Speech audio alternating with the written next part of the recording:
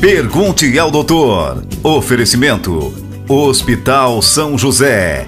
80 anos cuidando da vida. URC. Diagnósticos por imagem. Miocore Cardiologia. Seu coração é nossa prioridade. Múltipla Clínica. Prepare-se para o seu melhor momento. E Restaurante Sabor e Arte. A arte da boa mesa. Até a década de 80, acreditava-se que os sintomas do transtorno do déficit de atenção e hiperatividade sumiam depois da adolescência. Porém, a doença que atinge 5% da população em todo o mundo pode permanecer na vida adulta. Dificuldades em manter a atenção, desorganização e hiperatividade são os sintomas mais comuns e se manifestam em maior número em crianças do sexo masculino. Muito bem, o assunto no programa de hoje é transtorno do déficit de atenção e hiperatividade. E para falar sobre este assunto, o meu convidado de hoje é o médico neuropediatra, Dr. Jaime Lim. Dr. Jaime, seja muito bem-vindo ao nosso programa. Muito obrigado. Eu queria, antes de mais nada, agradecer o convite e dizer que é um enorme prazer estar aqui conversando sobre esse assunto que tanto me fascina. Doutor, para começo de conversa, o que é a hiperatividade? O transtorno de déficit de atenção e hiperatividade é uma condição que afeta mais de 5 a 10% da faixa etária pediátrica. É considerada a condição neurocomportamental mais comum na faixa etária pediátrica.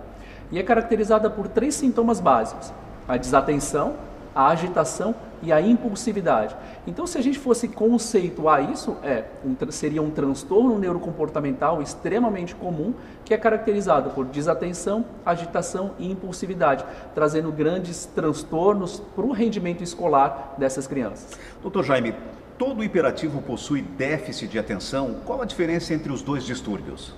Na verdade, o transtorno de déficit de atenção e hiperatividade, ele pode ser classificado em subtipos. Existe o subtipo predominantemente hiperativo, na qual os sintomas de hiperatividade são mais proeminentes. Existe o subtipo predominantemente desatento, na qual o sintoma de desatenção é mais proeminente. E existe o tipo misto, na qual os dois sintomas são igualmente importantes. O subtipo hiperativo é mais comum em meninos. Talvez por isso, como falaste na introdução, seja mais comum em meninos, porque eles acabam sendo muito mais encaminhados. Faz sentido a gente pensar que um menino que incomoda muito mais, ele é encaminhado primeiro em comparação com aquela menina que não é tão agitada, mas é igualmente desatenta. Entretanto, é importante a gente salientar que tanto o subtipo hiperativo quanto o subtipo desatento traz tantos transtornos em um quanto o outro. Doutor Jaime, como é feito o diagnóstico de hiperatividade? É possível que alguém apresente algumas características desse distúrbio e não seja hiperativo ou vice-versa, doutor? Bom, a questão do diagnóstico é um assunto extremamente importante. Até a década de 70 não se falava em transtornos de déficit de atenção e hiperatividade. Entretanto, quando a gente vai ver dados mais atuais de 2010, 2012, a gente percebe que quase 25% de todas as consultas neuropediátricas têm como principal queixa o transtorno de déficit de atenção e hiperatividade e as dificuldades de aprendizagem. O primeiro passo que a gente vê no diagnóstico é o encaminhamento. O encaminhamento geralmente é feito por pais e professores que veem naquela criança com queda do rendimento escolar sintomas sugestivos de falta de atenção. Essa falta de atenção, no entanto, ela pode ser decorrente de vários fatores. Deficiência intelectual, na qual a criança não consegue compreender aquilo que está sendo ensinado e por isso não consegue prestar atenção. Quadros associados então com o transtorno de déficit de atenção e hiperatividade, falta de estímulo, indisciplina, são várias outras situações que a gente precisa contemplar antes do diagnóstico. Falando em transtorno de déficit de atenção e hiperatividade, é importante que estejam presentes esses 3 sintomas: desatenção, agitação e impulsividade. É importante que esses 3 sintomas estejam presentes desde antes dos 6 anos de idade, então é uma condição que afeta a criança desde idades muito precoces. E que é importante também que esse transtorno traga prejuízo no rendimento escolar. Então, esses são os pré-requisitos básicos. Infelizmente, a gente não tem nenhum marcador biológico. Então, não existe uma ressonância diferente numa criança hiperativa, não existe uma tomografia diferente numa criança desatenta e também não existe um padrão de eletroencefalograma que seja típico de uma criança com transtorno de déficit de atenção e hiperatividade. Dito isso, o diagnóstico é clínico, feito através de observação clínica por um psiquiatra infantil ou um neuropediatra, E existem, claro, testes neuropsicológicos que são importantes e que podem ser realizados. A testagem neuropsicológica, ela permite que a gente avalie níveis de atenção concentrada e dividida, permitindo que a gente confirme o déficit atencional. Muito bem, a gente vai para um rápido intervalo comercial e já voltamos com Pergunte ao Doutor. Meu convidado de hoje é o médico neuropediatra Dr. Jaime Lim. E o assunto no programa de hoje é o transtorno do déficit de atenção e hiperatividade. Se você quiser rever essa entrevista, acesse o nosso site pergunteaodoutor.com, também as nossas mídias sociais, YouTube e Instagram, Pergunte ao Doutor SC. Já voltamos. Olá! Hoje no informativo do Hospital São José nós vamos falar sobre radioterapia, mais especificamente sobre um novo tratamento que o Hospital São José está oferecendo aos seus pacientes. Dr. Felipe Kunen é quem conversa conosco, explica um pouco sobre este novo tratamento que está sendo oferecido no Hospital São José, doutor. Então, esse tipo de radioterapia é um tratamento assim, que traz um grande benefício para os pacientes, que ele permite a realização da radioterapia em somente 5 sessões, ao invés das 40 sessões habituais. Tá? Esse procedimento ele é feito através de colocação de marcadores especiais dentro da próstata, antes da realização da radioterapia, e através desses marcadores é feito, então, antes do paciente realizar a sessão de radioterapia, são feitas imagens praticamente segundos antes da aplicação e permite, então, uma maior precisão na realização do tratamento. Com isso, a gente consegue fazer uma dose mais alta de radiação e encurtar o tempo total de tratamento das habituais 40 sessões para somente 5 sessões. Esse tratamento é oferecido apenas aqui no Hospital São José, a outra região? De onde veio esse tratamento? Hoje esse tratamento aqui no estado é o único serviço que está disponível, né? É um tratamento relativamente novo, poucos serviços de radioterapia do Brasil estão realizando esse tipo de tratamento, e é uma técnica que a gente começou a realizar nos últimos 2, 3 meses, mas assim com excelentes resultados. O paciente fica muito contente por precisar vir no hospital somente 5 vezes ao invés de 40 vezes, né? E com os resultados assim bem animadores. Efeitos colaterais, doutor, existe? Os efeitos colaterais existem, mas são mínimos, um pouquinho de ardência para urinar, basicamente isso. A grande vantagem em relação ao procedimento cirúrgico é que o procedimento é totalmente não invasivo, a parte da aplicação da radioterapia. Então o paciente vem, o tempo de ele entrar, fazer a aplicação e sair dá no máximo 10 minutos. A aplicação em si são aproximadamente somente 2 minutos a aplicação do tratamento. O número de quantidades de vezes que o paciente precisa vir ao hospital diminui significativamente. Isso é um avanço, né? Sim, é uma coisa que, né, que traz um grande benefício assim, para os pacientes. Não é um tratamento que vai alencar uma maior taxa de cura, que ela é bem alta na radioterapia, mas o benefício principalmente no conforto do paciente de vir no hospital muito menos vezes do que no tratamento tradicional. Tá certo. Dr. Felipe, muito obrigada mais uma vez pelas informações, pela participação no quadro, e a gente se encontra numa próxima oportunidade. Obrigado. O Informativo Hospital São José fica por aqui e a gente se vê na próxima semana. Até lá!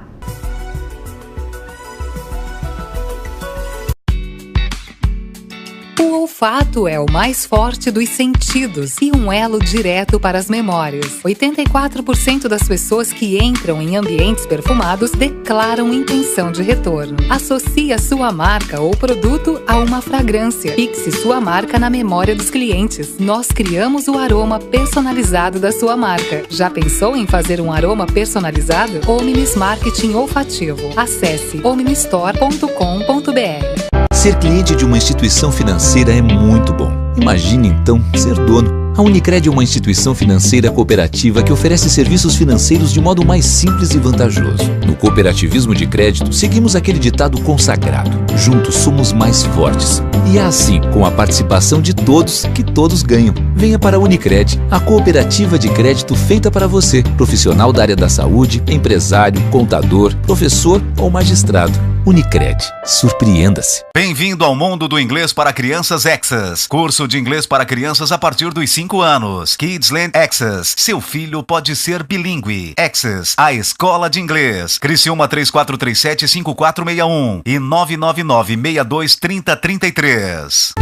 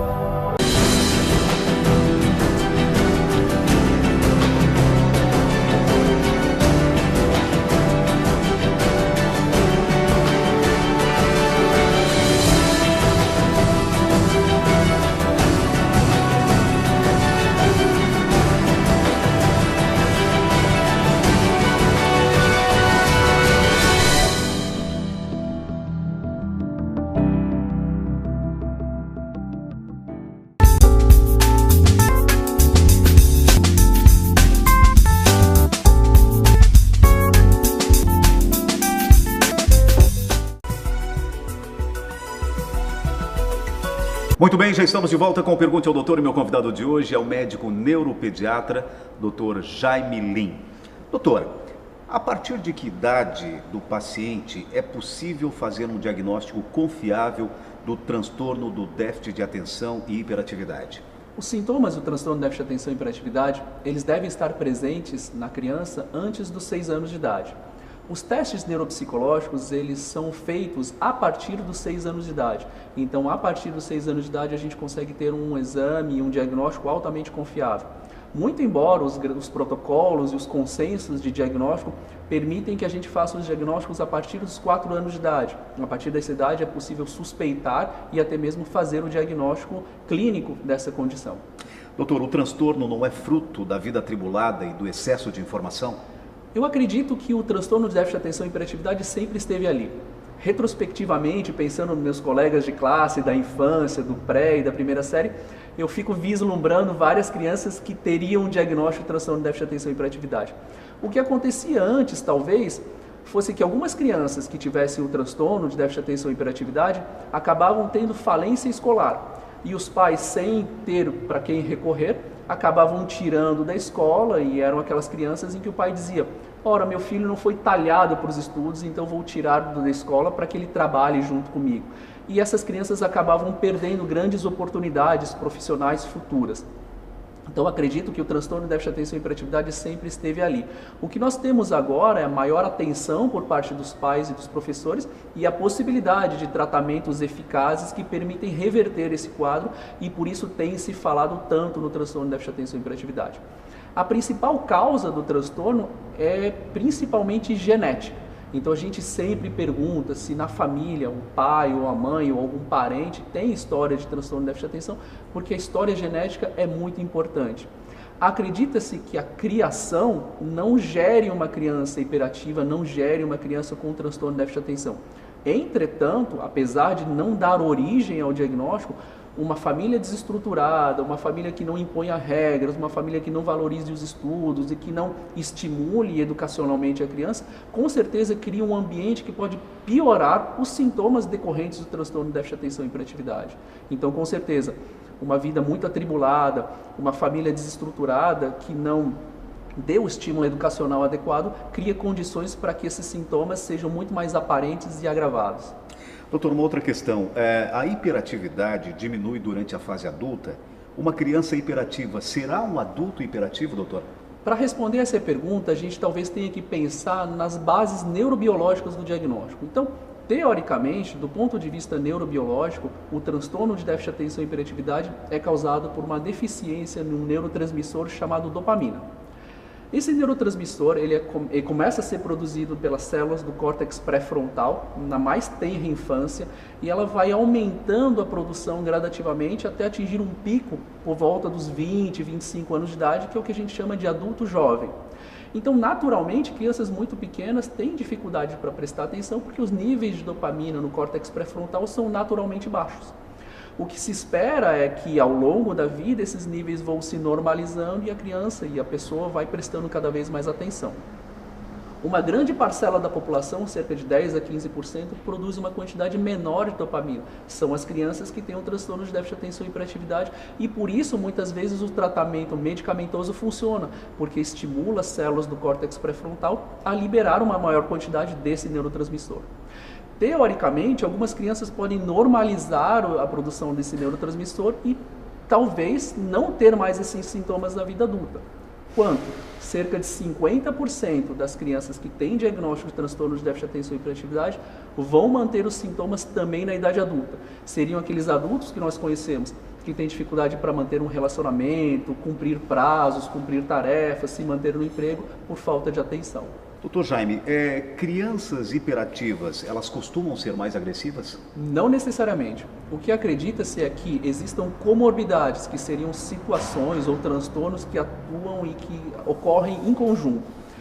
30 a 50% das crianças com transtorno de déficit de atenção e hiperatividade têm sintomas de transtorno opositor desafiante e transtorno de conduta. O que seriam isso? Seriam aquelas crianças facilmente irritáveis, algo vingativas, que parece que fazem as coisas de propósito para incomodar, que têm resistência à autoridade, que não entendem o não. Então, esses sintomas seriam sintomas compatíveis com o transtorno opositor desafiante. E essas crianças teriam uma maior propensão à agressividade, a desafiar autoridades, e aí sim. Doutor Jaime, e por que a doença tem maior manifestação em crianças do sexo masculino? Não existe uma base neurobiológica que faça com que você tenha mais transtorno de déficit de atenção e hiperatividade em meninos do que em meninas. O que eu tenho a impressão é que o tipo mais comum encontrado em indivíduos do sexo masculino é o tipo predominantemente hiperativo. O tipo mais comumente encontrado em crianças do sexo feminino é o tipo predominantemente desatento. O que acredita-se é que o tipo predominantemente hiperativo é aquele que causa mais transtorno em sala de aula, já que a criança não para quieta, já que a criança não para de se mexer. Então essas, teoricamente, por trazer mais transtorno, são encaminhadas primeiro.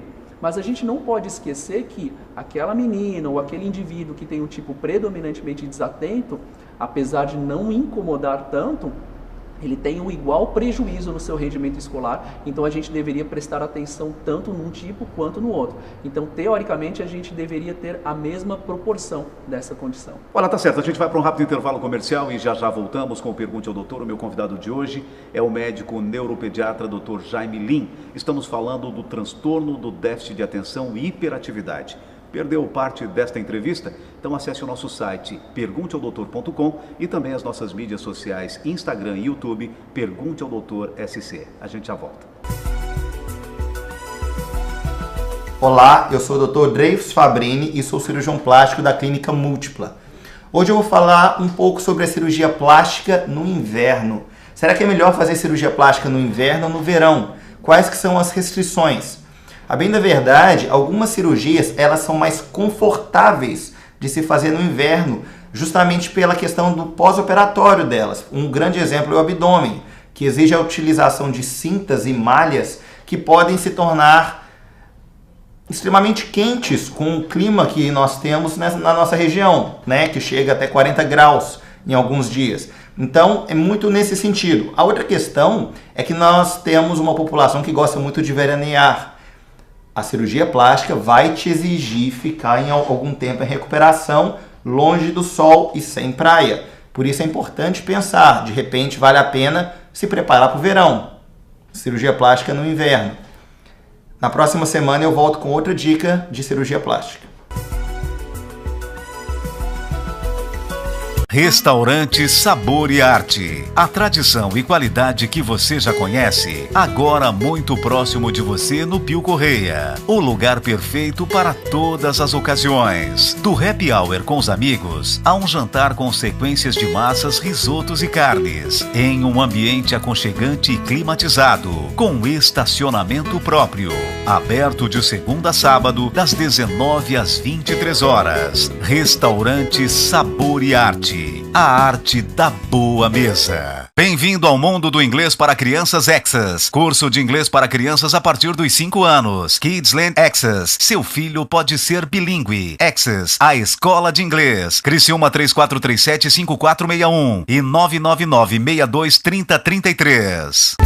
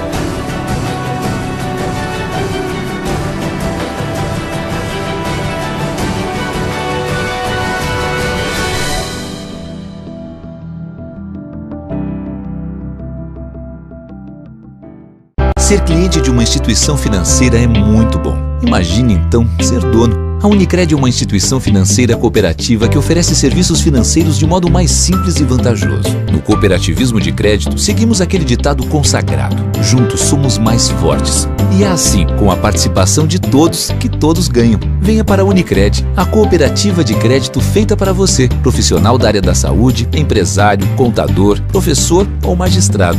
Unicred, surpreenda-se.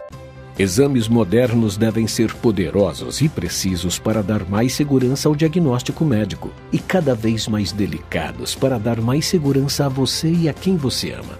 Nova tomografia Multislice 128 da URC. Altíssima definição e até 83% de redução na dose de radiação. URC Diagnósticos, 25 anos.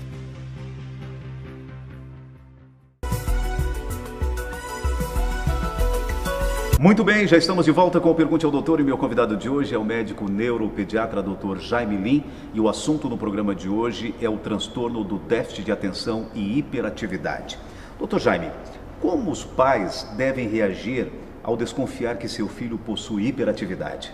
Essa é uma pergunta bastante importante e pertinente e acredito que um dos primeiros passos para que os pais consigam identificar esse transtorno nos seus filhos é se interessar pelo ambiente escolar da criança. Participar ativamente da educação dos filhos, desde muito pequeno ler para os filhos, criar um ambiente adequado para os estudos, onde dentro de casa e dentro da família se valorize a educação e se valorize os estudos. A partir desse ponto, é possível que o pai identifique qualquer tipo de desvio no rendimento escolar da criança desde que eles apareçam, desde o momento que eles apareçam. Se interessar, conversar com os professores, saber qual o conteúdo lecionado, estar a par de tudo aquilo que a criança esteja aprendendo na sala de aula. A partir do momento que existe uma queda do rendimento escolar, o pai e a mãe vão saber e tentar saber o motivo. E aí é a hora de talvez procurar os professores, a equipe pedagógica da escola e, por que não, um médico, um especialista, um neuropediatra, um psiquiatra infantil, para que se possa encaminhar o diagnóstico adequado e aí prosseguir com um tratamento adequado. Doutor, e falando em tratamento, como é feito o tratamento para os hiperativos? E remédios são necessários, doutor Jaime? Muito bem. O tratamento do transtorno de déficit de atenção e hiperatividade, ele deve ser entendido como um tratamento interdisciplinar. É fundamental que tenha a participação dos professores, dos pais, pedagogos e psicólogos que vão ajudar essa criança a aprender de formas diferentes, a ter diferentes formas de ensino, a ter um melhor rendimento em sala de aula. O medicamento muitas vezes é extremamente útil, então a gente fala de classes de medicamentos que podem ajudar no tratamento da criança com transtorno de déficit de atenção e hiperatividade. O mais corriqueiramente utilizado são os medicamentos psicoestimulantes, que as pessoas conhecem como Ritalina, metilfenidato ou outras formas de psicoestimulante e que teriam a ação de melhorar o nível atencional naquelas situações em que a criança precisa aumentar a sua atenção. Outras classes de medicamentos são utilizados como antidepressivos tricíclicos ou até mesmo neurolépticos e a gente escolhe esse tipo de medicamento de acordo com as comorbidades. É possível que a criança com transtorno de déficit de atenção e hiperatividade tenha distúrbio do sono associado, tenha tiques, tenha agressividade associada, então a gente pode escolher classes de medicamentos mais específicos para essas situações. Então, o que a gente precisa entender? Que o tratamento é interdisciplinar, a condição deve ser entendida como uma condição crônica, então uma vez iniciado o tratamento, essa criança precisa ser acompanhada continuamente por tempo indeterminado, já que a gente conversou que esses sintomas podem se manter até a idade adulta e o medicamento pode ajudar em muitas situações. Doutor, e qual é a diferença entre uma criança dislexia e outra com transtorno de déficit de atenção e hiperatividade? A dislexia e o transtorno de déficit de atenção e hiperatividade são condições independentes e condições diferentes. A dislexia é uma condição caracterizada por uma dificuldade específica na leitura e na escrita. São crianças que têm um nível cognitivo absolutamente normal, mas que têm um prejuízo na aprendizagem decorrente única e exclusivamente na dificuldade de ler e escrever. Crianças disléxicas com dislexia, elas podem ter também quadros de déficit atencional, então as duas condições podem andar juntas, mas são duas situações diferentes.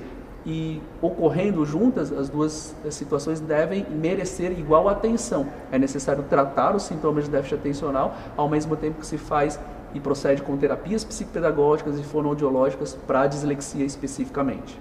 Dr. Jaime, crianças com o transtorno de déficit de atenção e hiperatividade possuem algum prejuízo intelectual? Não necessariamente, tá? Crianças com transtorno de déficit de atenção e hiperatividade, com esses sintomas, elas podem inclusive ter a inteligência até acima do normal. Em estudo que nós fizemos na cidade de Tubarão, a gente avaliou cerca de 322 crianças encaminhadas por transtorno de déficit atencional. Em todas essas crianças a gente prosseguiu com a investigação cognitiva. E interessantemente, uma certa porcentagem dessas crianças, elas tinham uma inteligência acima do normal, sem sintomas de déficit atencional. O que me dá a impressão é que talvez elas estivessem muito à frente daquelas crianças na sala de aula, se sentiam entediadas por aquilo que elas estavam aprendendo e acabavam então se distraindo com coisas do seu interesse próprio, interesse pessoal, criando a impressão de que elas tinham um transtorno de déficit atencional, mas elas não tinham nenhum tipo de prejuízo no rendimento escolar. Então, crianças com déficit intelectual podem ter sintomas de déficit atencional porque não conseguem compreender aquilo que está sendo explicado. Isso é muito importante, que elas sejam interessadas, que a gente preste atenção nisso. Elas podem ter inteligência absolutamente normal e esses sintomas podem ser encontrados até mesmo em crianças com inteligência acima do normal e cada situação deve ser analisada individualmente. Doutor, agora para finalizar a nossa entrevista, como a atividade física pode ajudar crianças com transtorno do déficit de atenção e hiperatividade? Bom, acredito que a atividade física seja extremamente importante do ponto de vista geral, até pela saúde da criança. Exercícios e atividade física que contemplem disciplina, contemplem regras, contemplem situações em que a criança precisa esperar a sua vez, podem treinar a criança a lidar com diversas situações que têm prejuízo no transtorno de déficit de atenção e hiperatividade.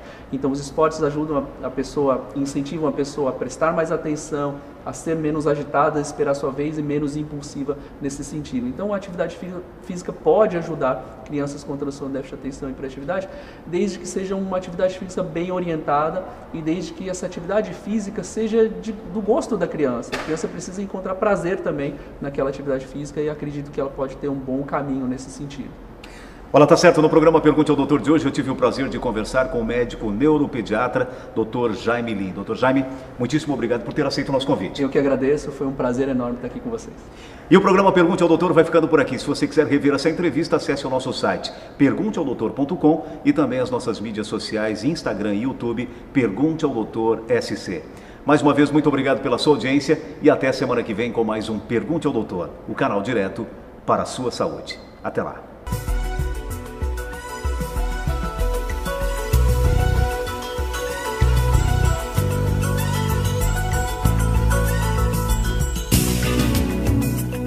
Pergunte ao Doutor. Oferecimento: Hospital São José.